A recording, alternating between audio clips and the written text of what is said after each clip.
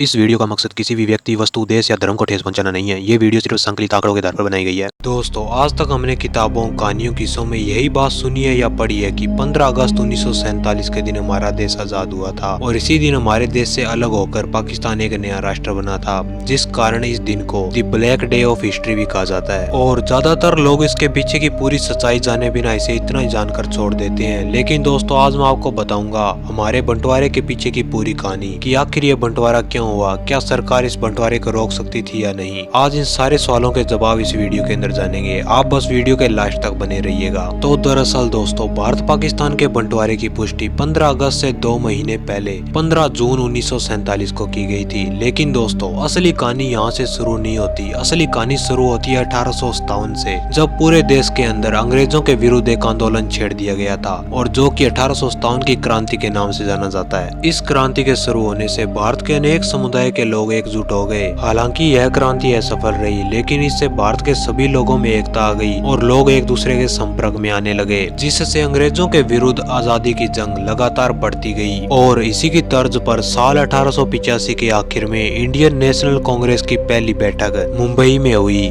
जिसमें अंग्रेजों से आजादी की बात को छोड़कर इस बात पर निर्णय लिया गया कि भारतीयों की आर्थिक स्थिति को कैसे मजबूत किया जाए। और इसके बाद साल 1905 के अंदर बंगाल का भारत से विभाजन हुआ, जिसके कारण लोगों में आजादी पाने की इच्छा जागृत होने लगी। लेकिन इसी बीच हिंदू व मुसलमानों का मुद्दा भी जोर पकड़ने लग गया, जिसके कारण देश के सभी मुसलमान हिंदुओं से अलग हो गए और उन्होंने अपना एक गुट बना लिया। और आगे चलकर इसका नतीजा यह निकला कि साल 1906 में मुसलमानों के अधिकारों की रक्षा के लिए भारत में मुस्लिम लीग की स्थापना की गई, जिसके अध्यक्ष मोहम्मद अली जिन्ना को बनाया गया। इस मुस्लिम लीग की स्थापना से भारत में हिंदू व मुसलमानों के बीच तनाव थोड़ा कम हुआ, लेकिन इसकी पूर्णतः शांति नहीं हुई। इन सब के बाद साल 1938 में महात्मा गांधी व मोहम्मद अली जिन्ना के बीच हिंदू व मुसलमानों को लेकर बातचीत हुई, जिसके कारण कुछ समय तक तो देश के अंदर शांति बनी रही। लेकिन इसके बाद देश के अंदर फिर से आजादी पाने के लिए अनेक आंदोलन शुरू हो गए, जिसके कारण हिंदू व मुसलमान का मुद्दा फिर से जोर पकड़ने लग गया।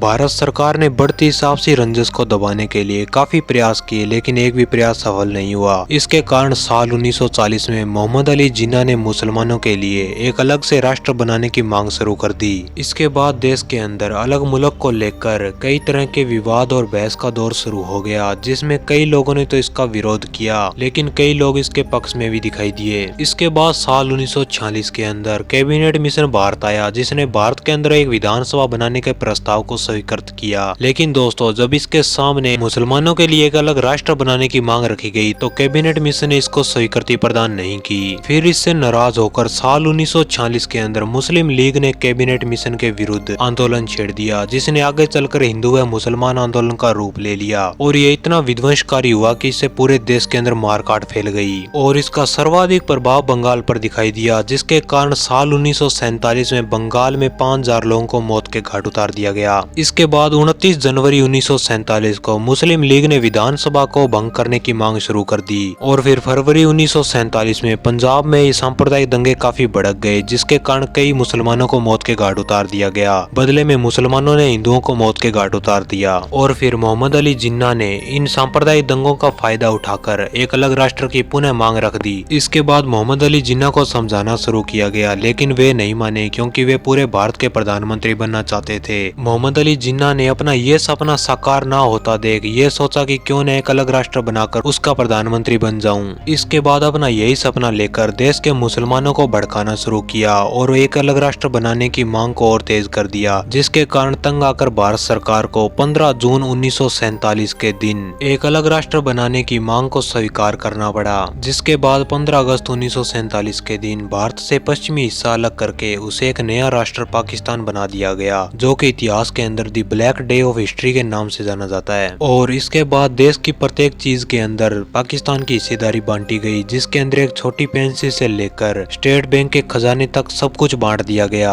इन सब के बीच सबसे दुख की बात यह है कि कुछ चंद लोगों ने अपने फायदे के लिए एक खुशहाल राष्ट्र को 2 भागों में बांट दिया और आपसी दुश्मनी पैदा करके चले गए। तो यदि आप लोग जानना चाहते हैं कि बंटवारे के अंदर क्या क्या बांटा गया था तो हमें कमेंट करके जरूर बताइएगा। और अगर आपको ये वीडियो पसंद आई है तो इसे लाइक करें और चैनल को सब्सक्राइब जरूर करना। Thanks for watching.